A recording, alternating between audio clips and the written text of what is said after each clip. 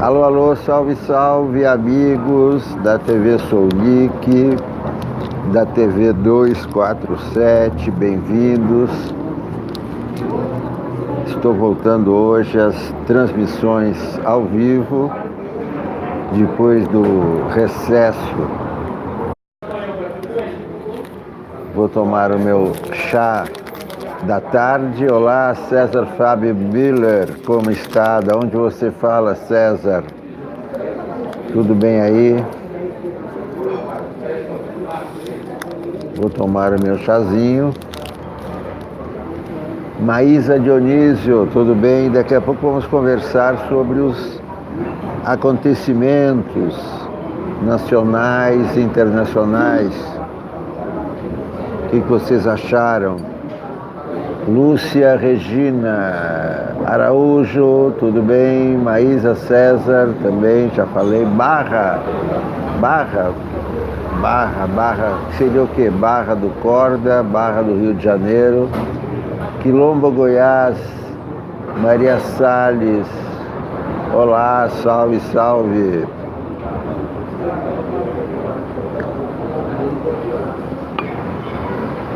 Salve, salve.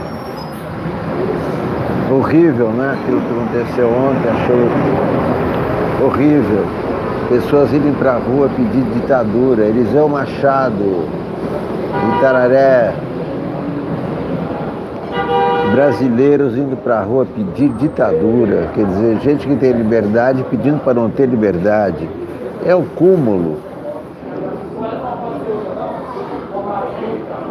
A liberdade é o primeiro direito do ser humano, um direito inato. As pessoas vão para a rua pedir para não terem liberdade. Foi isso que aconteceu ontem, é um absurdo, não importa que seja menos do que das outras vezes, não importa que ele dividido, mas se tivesse saído uma só pessoa, Jodeval, Vilmar, se tivesse saído só uma pessoa ontem para pedir a volta da ditadura, já seria o cúmulo, já seria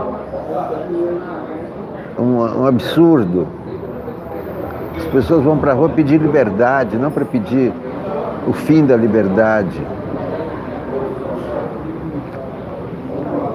Pessoas indo para a rua para defender um juiz parcial, o juiz que não seguiu o Código Penal, o juiz que não seguiu a Constituição. As pessoas indo para a rua defender afrontas à Constituição, violações à Constituição, ou seja, foram para a rua ofender a democracia de camisa verde e amarela.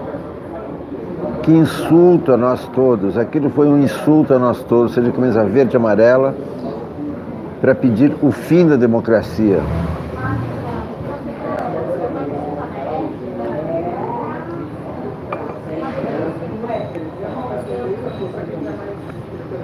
Isso me lembrou quando eu tinha 14 anos, a Marcha da Família, com Deus pela Liberdade. Em 64, veio um padre americano, Padre Peyton, e o Padre Peyton convocou a família paulistana para sair em marcha de rosário na mão, não sei como é que chama, rosário, né? Na mão, para protestar contra uma ditadura comunista, uma suposta ditadura comunista. Marcha com Deus pela... Marcha da Família com Deus pela Liberdade. Teve em São Paulo, teve no Rio, teve em Minas. Claro, toda a classe média, muita gente na rua, sei lá, 1 milhão de pessoas na rua, foram nessa marcha do Peyton. Eles estavam pedindo liberdade, obtiveram a ditadura de 64, que durou 20 anos. Uma ditadura que foi sendo implantada aos poucos.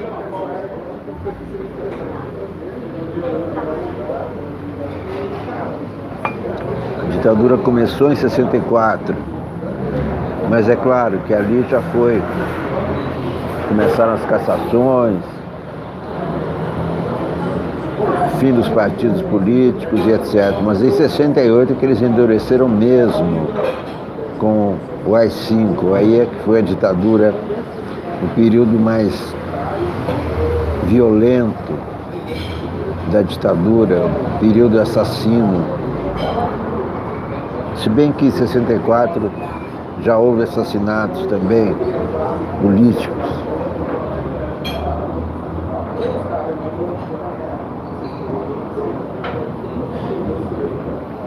É um absurdo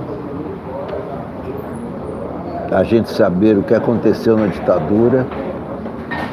A primeira coisa que acontece na ditadura é o fim da liberdade, das liberdades individuais, inclusive dessas pessoas que estão pedindo a volta da ditadura. Não é, Henrique Nunes? Essas pessoas que pedem a volta da ditadura também poderão ser atingidas se elas conseguirem a volta da ditadura. E quais são os sinais de que elas queriam a volta da ditadura? Sinal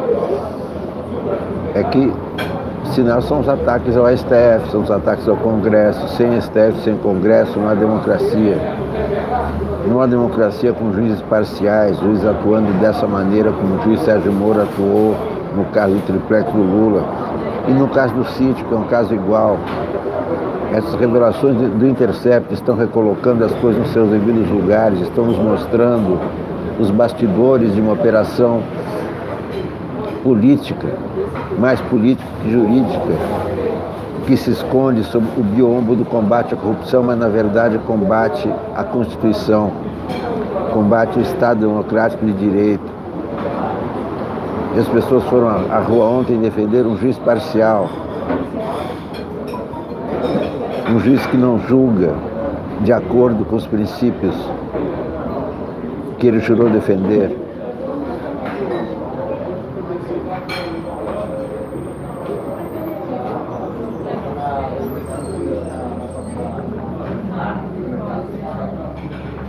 E não foi uma manifestação das pessoas, foi do governo, tanto que estava lá o general Heleno, Augusto Heleno, que cada vez mais se mostra o general mais agressivo, mais raivoso. O governador Flávio Dino disse que ele quer ser o tutor do país, quer tutelar o Brasil. O general Augusto Heleno foi lá para a manifestação de ontem fazer Augusto raivoso contra o PT, contra a esquerda. O governo democrático tem que conviver com a esquerda, tem que conviver com todos os partidos. Não pode tentar aniquilar a oposição. E é isso que esse governo está tentando. Quem entra nessa onda, quem foi para as ruas ontem, concorda com o fechamento do regime. É isso que é preocupante. Não, a quantidade foi menor, eu sei que foi menor. Na Avenida Paulista foi muito menos gente, foram muito menos cidades, mas ainda assim, muitas cidades, é muita coisa. É muita gente que quer o fim da liberdade delas mesmas, sintomas de doença, uma sociedade doente, uma sociedade que vai para a rua pedir ditadura, uma sociedade doente. E as pessoas se vestem de verde e amarelo. Augusto Heleno está dando demonstrações de autoritarismo, está dando demonstrações de tudo que ele falou que não faria no governo. Ele disse que o governo não seria autoritário, o governo não participaria de golpe, mas ele está dando golpe. Esse é o golpe do governo. É um governo militar, é um governo autoritário, é um governo que não admite contraditório, é um governo que governa por decreto. 6 meses de governo, quanta tragédia, quantas mortes, quanto prejuízo e nenhuma esperança. Esse é o resumo de 6 meses de governo Bolsonaro. A violência cresceu, o PIB caiu, a desesperança aumentou, o afeto diminuiu, o país está mais dividido, a intolerância cresceu. E quem estimulou o crescimento da intolerância? O próprio Bolsonaro, os seus filhos. Vocês viram o tweet de hoje do Carlos Bolsonaro, mas um tweet enigmático, paranoico,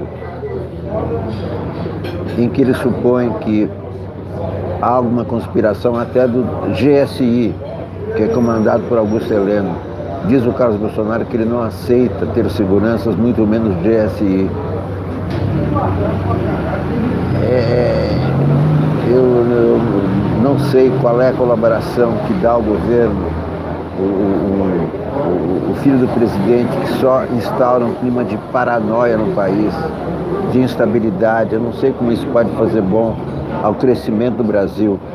Eu não sei como o compromisso com o crescimento do país pode estar alinhado com esse tipo de procedimento, partindo do filho do presidente da República, do próprio Carlos Bolsonaro.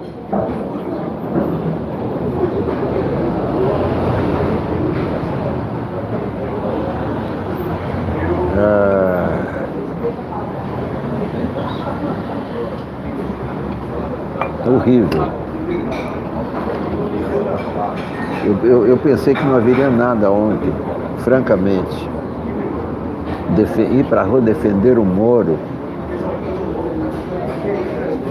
ir para a rua defender, atacar o STF, atacar instituições e atacar o Estado de Direito. Aquelas pessoas deveriam ser presas ontem. E não sair de camisa verde e amarela, sair de camisa amarelas, a camisa canarinho. Tem que respeitar a camisa brasileira, tem que respeitar a bandeira brasileira. Eles não respeitaram.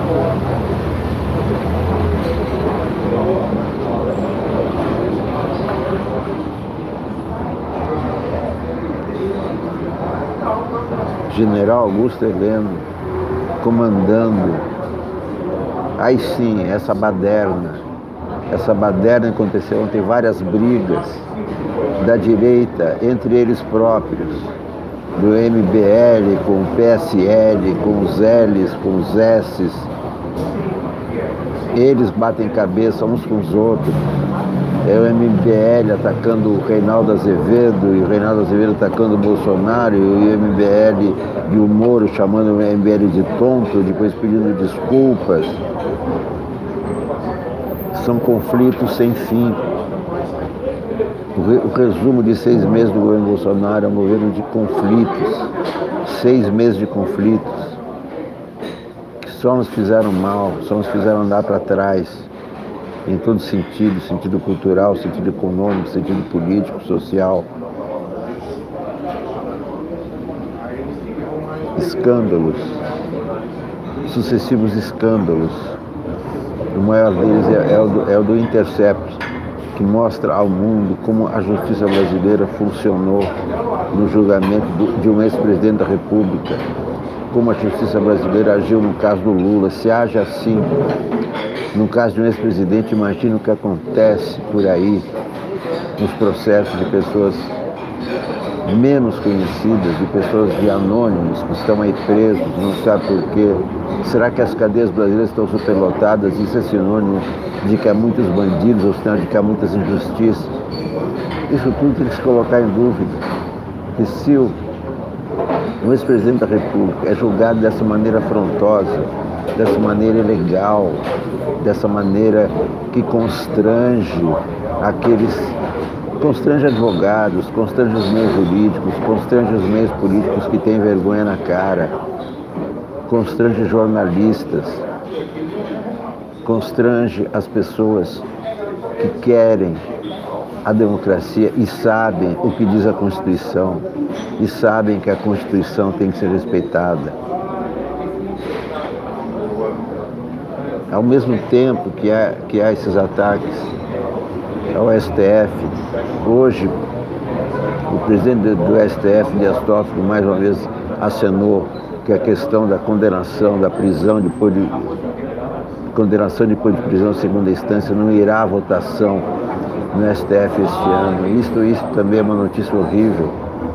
Desde 2016, a prisão em segunda instância está sendo praticada no Brasil fora da lei, por causa de uma exceção. Foi no julgamento de um caso que o STF determinou que poderia haver prisão em segunda instância, só que os juízes das outras instâncias automaticamente sentenciaram a prisão após a condenação em segunda instância de todos os cidadãos brasileiros, que são milhares presos dessa maneira desde 2016, e o STF, que durante todo o mandato da ministra Carmen Lúcia adiou esse julgamento, com Dias Toffoli adia esse julgamento novamente, esse julgamento tão primordial, esse julgamento que deverá restabelecer o princípio escrito na Constituição da presunção da inocência, da prisão somente após condenação na última instância, que é o STF.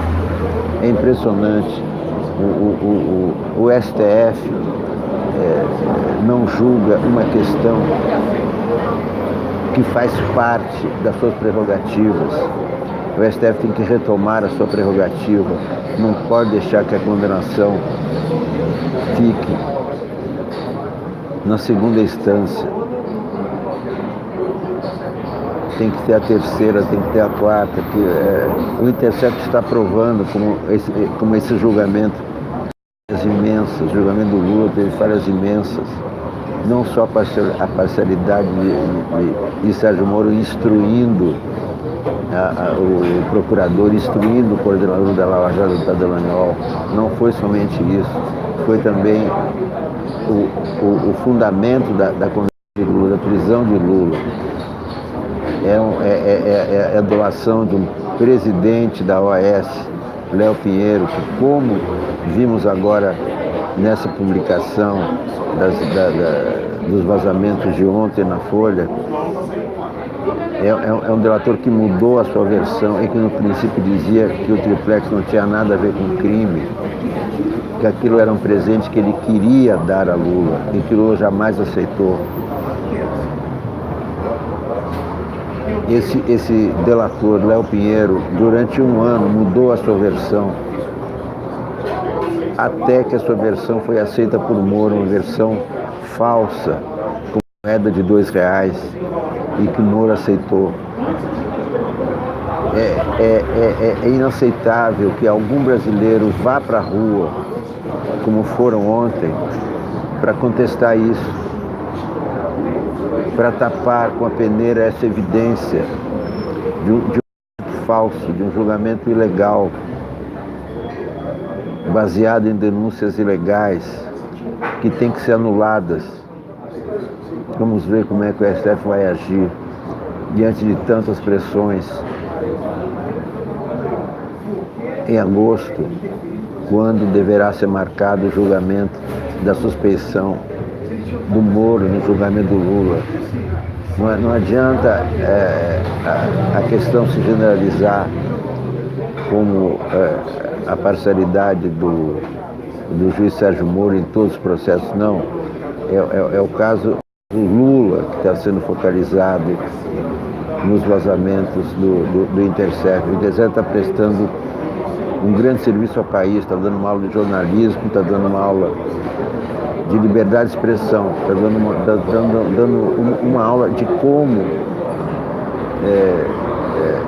de quais são os limites da Constituição, de como podemos ir até os limites da Constituição na divulgação dos temas mais delicados, dos temas mais espinhosos, dos temas que colocam em xeque o poder judiciário, os temas que colocam em xeque talvez o julgamento mais importante das últimas décadas, que é esse julgamento do Lula, um julgamento que deverá ser julgado pela história, e é claro que será condenado pela história, porque qualquer pessoa que lê o julgamento, mesmo antes dos vazamentos do Intercept, já percebia, como eu percebi, que ali não tinha elo nenhum com crime. O juiz Sérgio Moro condena Lula a praticamente 10 anos, pena depois foi elevada para 12, depois diminuída para 8 anos e 10 meses, mas condena sem fundamento nenhum, com fundamento nessa delação na qual Léo Pinheiro não diz que entregou a presidente ao Lula, nem quem entregou a presidente ao Lula, nem nada, não estabelece nenhum elo. O Léo Pinheiro só afirma que aquele apartamento era para o Lula, era destinado ao Lula. Apenas isso, essa frase, fundamenta uma condenação de um ex-presidente da República por 10 anos de cadeia. Isso é um constrangimento mundial. Isso é uma aberração. um dos maiores erros jurídicos da história. E um erro jurídico, por quê? Qual foi a motivação? Um erro jurídico cuja consequência foi a eliminação do ex-presidente Lula da eleição presidencial, na qual ele era o favorito, na qual ele ganharia. E a pior consequência disso foi a eleição de um governo de extrema-direita que está conduzindo o país sob a sombra, sempre caminhando, sempre nuvens negras sobrevoam nosso Brasil desde janeiro, porque as ameaças à democracia pairam sobre nós. Então, essa operação de desqualificação do Lula do cenário político resultou nessa desgraça que nós estamos agora, nessa praga que se instalou, nesses generais que vieram para impor uma ordem que o Brasil não quer. Esse capitão que quer transformar o Brasil num quartel, e o Brasil não quer se transformar num quartel. Quem gosta de quartel vai ser soldado, vai ser oficial, nada contra. O Exército, a Marinha Aeronáutica são serviços importantíssimos e fundamentais para a segurança nacional e prestam esses serviços desde a criação deles. Não há nada contra, muito ao contrário, só tem prestado grande serviço, sim, mas a participação do Exército na política é um desserviço para o próprio Exército, para a política e para o país e para as outras áreas, porque o Exército tem que se restringir às suas funções constitucionais de defesa da pátria, de defesa do presidente da República, de defesa da democracia. Esse é o papel das Forças Armadas, e não participar de um governo, e não participar de um governo com um claro viés autoritário, um claríssimo, cada vez mais claro viés autoritário, o que não é mais aceito pela população. Nós já passamos por uma ditadura, sabemos como é uma ditadura, como a ditadura acaba com as liberdades, a ditadura acaba com a criatividade, acaba com o jornalismo, acaba com o teatro, com o cinema, com as artes. Exatamente isso que esse governo está tentando impor, né? Ataque permanente à cultura, ataque permanente à liberdade de expressão, ataque permanente à expressão popular. Esse Instituto de Delação Premiada deveria acabar de vez, porque ele já demonstrou os seus vícios, ele já demonstrou como ele é uma fonte de injustiças, como os relatores mentem. Hoje tem mais um exemplo. O governador Sérgio Cabral, que já está preso há 3 anos, está fazendo uma delação que não é nem uma delação premiada, mas ele resolveu falar e hoje ele disse que recebia mesada. Vejam só que vergonha. Vejam só que vergonha. O governador Sérgio Cabral recebia mesada de 200 a 300 mil reais por mês entre os anos 2007 e 2008 do milionário empresário Arthur Soares, que tinha grandes negócios no governo, o rei Arthur. E não contente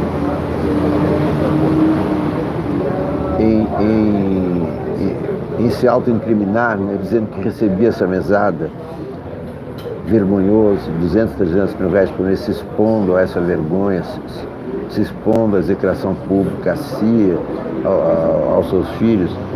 Além disso, ele disse que intermediou um dinheiro desse Arthur Soares, o rei Arthur, para as campanhas de Eduardo Paes e Lindenberg Farias. né? Mas como é que... E que seria um caixa 2, né? Então, delação virou uma arma na mão de bandidos, na mão de corruptos que usam essa arma para apontar contra seus inimigos. Qual é a prova que o Sérgio Cabral tem desse dinheiro? Em fevereiro ele tinha dito que o rei Arthur deu ao Eduardo Paes de 3 a 4 milhões. Hoje está dizendo que o Arthur deu 6 milhões. E disse que também deu milhões para a campanha do Lindenberg para o Senado. Olha, daria a mesma coisa para o Senado do que para a campanha de prefeito. Qual é o interesse que o rei Arthur tem com o Senado, com o Lindenberg Farias, se os negócios dele estão no Rio de Janeiro? Para ele o que interessa são vínculos com a prefeitura, daí que ele tira a sua grana, e não do Lindenberg. Mas o Sérgio Cabral aproveita e já delata de uma vez também o Lindenberg para jogar tudo no ventilador. É isso que está se prestando a delação premiada, que foi o instrumento foi aprovado em 2013, mas tem que acabar isso. Os crimes têm que ser investigados e não delatados. Delação não é investigação. A outra coisa que aconteceu hoje, foi preso na Rússia o senhor Navalny, o opositor do Putin, preso por 10 dias. Então, uma prisão até que leve, né? Esse Navalny tem sido historicamente, tem se candidatado contra o Putin, sempre tem perdido. Ele costuma organizar comícios, manifestações contra o Putin, costuma promover agitos em Moscou, então é uma pessoa não grata. Não sei qual é a dele, não sei se ele é mais um... É claro que o governo Putin é um governo autoritário, é um governo de direita, isso está na cara, né? Ninguém vai dizer que aquilo é um governo democrático. Claro que não é um governo autoritário, e ele é tão autoritário quanto o Bolsonaro. Não é tão idiota quanto, mas é tão autoritário quanto, claro, foi chefe da KGB, chefe da Polícia Secreta. Mas o Navalny, não sei qual é a dele, não sei exatamente qual é a divergência com o Putin, se ele quer mais autoritarismo ainda do que o Putin, ou se ele quer um abrandamento do autoritarismo, o que eu não acredito, porque a Rússia, que é o meu país, é o país onde eu nasci, mas o que se vê historicamente na Rússia são governos autoritários, seja no império, seja no comunismo, agora no capitalismo, são sempre governos de teor autoritário, de concepções autoritárias.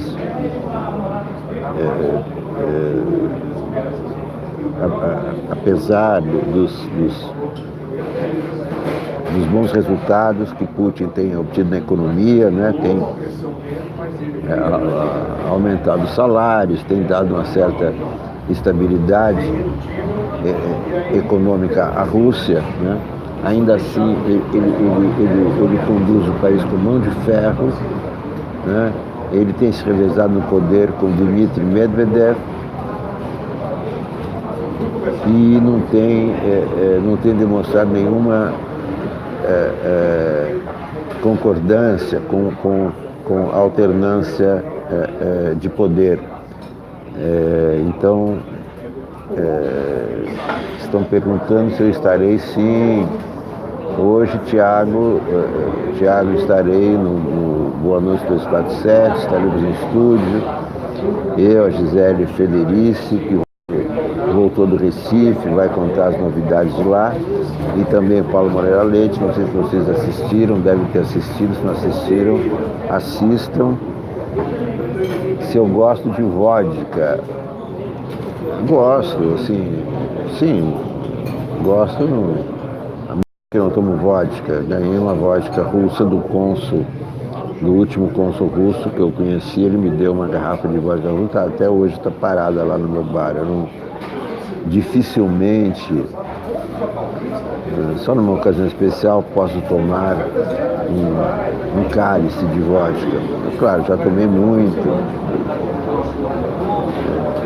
já tomei muita vodka em tempos passados,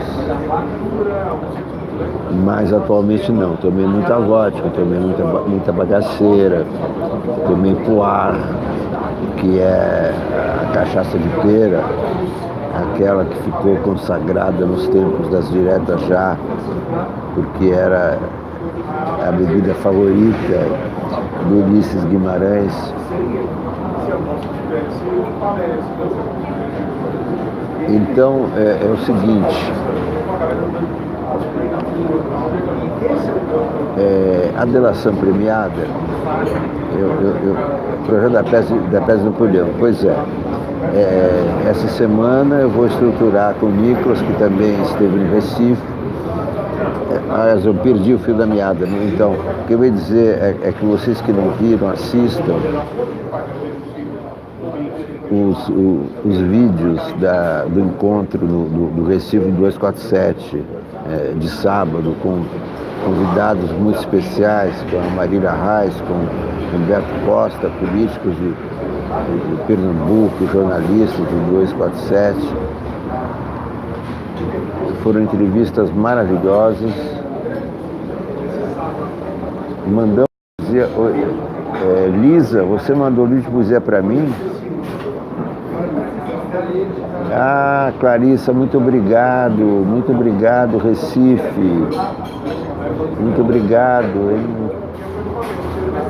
Também sou fã do Recife, adoro o sotaque do Recife. Tenho grandes amigos. Lisa, Lisier, muito obrigado por me amar. Aliás, estava pensando outro dia, qual é a palavra mais bonita da língua portuguesa? Eu acho que a palavra mais bonita da língua portuguesa é amor. Não tem palavra mais bonita que amor. Em russo é Lyubov. Я люблю тебя. Eu amo você. Isso é em russo. Я люблю тебя. Eu amo você. Amor.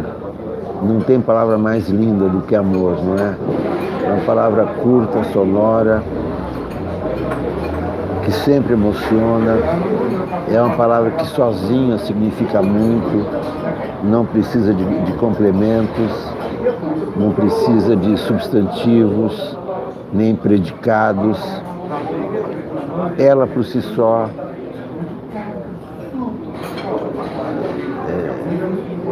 ela vale por si só. É uma palavra bela por si só. Saudade em russo. Não tem a palavra saudade, né? Aquela coisa. Não sei, não tem. A briga ontem paulista do MBL e os noivos. Pois é isso aí, quer dizer, o que a direita está levando para a rua é o tumulto, que o tumulto só interessa a eles, né? A violência só interessa a direita. Lembre-se de 1937. Também havia isso nas ruas. Os bolsonaristas da época eram os integralistas do Plínio Salgado. E eles aqui iam para a rua para afrontar qualquer passeata dos comunistas, organizavam quebra-quebra, mortes e etc. A polícia não consegue controlar, e quando a polícia não controla, o governo impõe um regime mais forte. Isso aconteceu exatamente em 1937. Getúlio disse que não tinha mais condições de governar, e para governar ele precisava de leis autoritárias. Ele acabou com o Congresso, acabou com os políticos e falou: eu vou resolver as questões para vocês. Eu vou resolver diretamente com a população. Vocês escrevam cartinhas para mim e eu vou responder. Instituiu um dia por semana em que tinha uma fila na porta do palácio. As pessoas ficavam lá o dia inteiro esperando, sentado numa cadeirinha de praia, esperando para falar com o Getúlio, esperando para pedir demandas. É claro que ele jamais atendeu demanda nenhuma, né?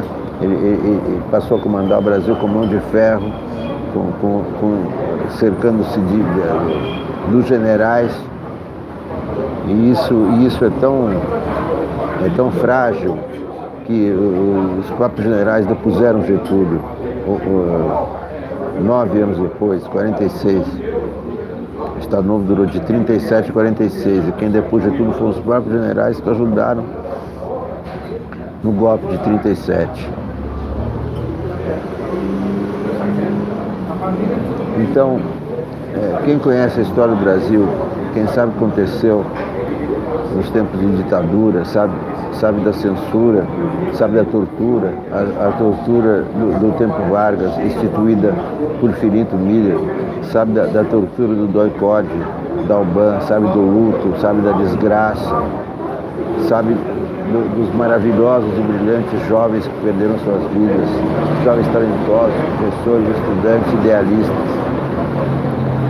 que combatiam a ditadura de peito aberto, com pouquíssimas armas, com a sua inteligência. E muitos deles caíram, muitos, dezenas, centenas. Se tivesse caído um só, já seria demais, mas não foi um só, foram centenas, caíram, foram presos, torturados, perderam seu futuro, seus filhos sofreram,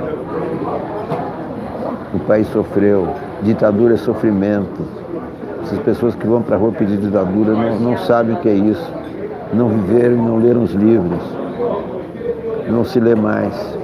Esse é um dos grandes buracos que precisam ser preenchidos. Esse buraco cultural, essa lacuna cultural, esse desconhecimento da história. Quando as pessoas não conhecem a história, tendem a repetir a história, tendem a repetir a desgraça, porque não sabem como é. E são enganadas. E agora tem esse poderoso Twitter, poderoso WhatsApp, que são os maiores instrumentos de lavagem cerebral já inventados. Hitler fazia a sua lavagem cerebral somente com cinema, somente com rádio, somente queimando livros, no que foi imitado por Getúlio. Eu não sei se você sabe, Getúlio imitou exatamente o Ministério da Propaganda de Hitler, criando aqui o Departamento de Imprensa e Propaganda. Ele enviou o seu chefe de gabinete para a Alemanha para ver como é que funcionava. E o Ministério da Propaganda, ele funcionava de várias maneiras. Uma das maneiras era o culto, a personalidade, o culto a Hitler, a imagem de Hitler, palavras bondosas, sua foto sorridente era exibida em todos os meios de comunicação da época. Cinema, rádio, jornais, livros eram queimados, não havia contestação. No Novo, mesma coisa. Culta personalidade de Getúlio. Todas as ruas do Brasil tem uma rua chamada Getúlio Vargas. Isso foi trabalho do DIP, Departamento de Imprensa e Propaganda. Getúlio era bondoso, não errava nunca, tinha que ser aplaudido a cada momento. A mesma política de propaganda de Hitler foi usada por Getúlio no Estado Novo. E agora é pior ainda, porque tem o Twitter e tem o WhatsApp, que são ferramentas terríveis quando são usadas para isso, para a culta personalidade, para a destruição da democracia, porque permitem a comunicação direta e secreta entre pessoas. Isso é o maior instrumento de combate à democracia já inventado. Claro que não foi inventado para esse fim, não estou dizendo que foi inventado para esse fim, claro que não foi. É um instrumento maravilhoso que permite a comunicação entre as pessoas. Eu falo com meu filho que está em Portugal, eu aperto um botão do Skype e meu filho aparece, eu converso com ele. Então é um instrumento maravilhoso que não pode ser demonizado de maneira nenhuma, mas quando é usado para fim de lavagem cerebral, ele é terrível. E ele foi usado assim durante a campanha eleitoral de 2018. Foi a campanha inteiramente pontuada pelo Twitter, pelo WhatsApp, por propaganda enganosa, por injúrias e calúnias ao outro lado e por disparos massivos e ilegais de mensagens dirigidas às pessoas em massa, mas parecia que eram on demand para elas.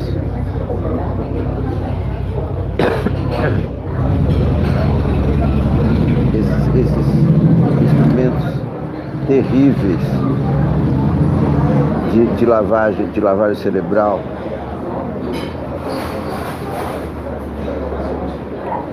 são instrumentos que ameaçam a democracia a todo momento. Ameaçam tanto a democracia quanto aqueles protestos de ontem. Esses protestos que começaram em 2013, mas na verdade em 2012, numa reunião de pauta da revista brasileira, no amigo Ricardo Couto, nós dois trabalhávamos numa revista, e ele me disse: Alex, por que você não vai investigar o que é um tal de Instituto Milênio, né, que era uma coisa misteriosa e tal. E eu fui ver o que era o Instituto Milênio e descobri coisas horrorosas. Descobri que é um instituto financiado por grandes meios de comunicação, como Editora Abril, SBT, TV Record e etc. E por todos os meios de comunicação de que eles dispunham, com todos os seus colunistas, eles faziam uma lavagem cerebral, não era bem uma lavagem cerebral, mas faziam uma campanha contra a esquerda e favorável à direita. Não eram só discursos, não eram só colunas, né? Esse Instituto Milênio era a nave-mãe, em torno dela orbitavam vários satélites, e esses satélites usavam os mesmos métodos que a esquerda, que o PT, quer dizer, usavam camisetas com mensagens exaltando a direita e denegrindo a esquerda, chaveirinhos, bonés, esculhambando com Che Guevara, esculhambando com Lula, dizendo que a direita que é legal, e esse trabalho feito junto aos jovens. Então foi isso que mudou. Eu descobri isso em 2012, mas é um trabalho que já tinha começado em 2005 ainda. E esse trabalho, em 2013, eles foram para a rua, a direita descobriu as ruas, né? Pela primeira vez desde aquela marcha da família com Deus pela Liberdade, a direita foi para as ruas.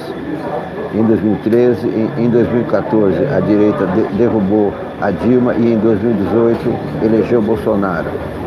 Então, aquelas campanhas da direita nos subterrâneos da internet, que não tinham rosto, passaram a ter um rosto com Bolsonaro. Então ele representa essa direita no poder. Alguns de seus ministros, como por exemplo Ricardo Salles, era o presidente de uma ONG de direita, em Direita Brasil. Eu acho que esse era o nome. Essa direita que chegou ao poder, é uma direita que se instalou, é uma direita que pretende ficar muito tempo, graças a esses instrumentos de dominação da mente, como o WhatsApp. Eles não estão aí de brincadeira, eles não vieram para ficar pouco tempo, eles vieram para impor o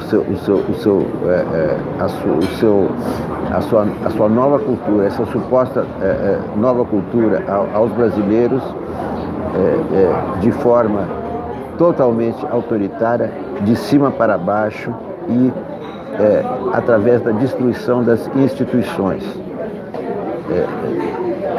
A direita chegou ao poder por via eleitoral, mas o passo seguinte da direita é tomar o poder absoluto, limando as instituições, limando o Congresso, limando o STF ou submetendo ambos ao seu comando. Esse é o projeto desse governo autoritário. Meus amigos, muito obrigado a todos por assistirem. Peço a todos que ainda não se inscreveram, se inscrevam no canal, para que o canal possa ir em frente. Aqui se defende jornalismo contra fake news, contra teorias da conspiração. TV Sonic, TV 247, dois bastiões pelo jornalismo moderno, jornalismo atual, jornalismo que se baseia em fatos sólidos. Eu estive 2 dias parado, mas agora estou de volta. Minhas transmissões acontecem a qualquer momento e eu quero sempre contar com vocês. Teremos daqui a pouco Boa Noite 247, na TV 247 ao vivo e mais tarde, se for o caso, estarei de volta para conversarmos novamente. Muito obrigado a todos e até lá.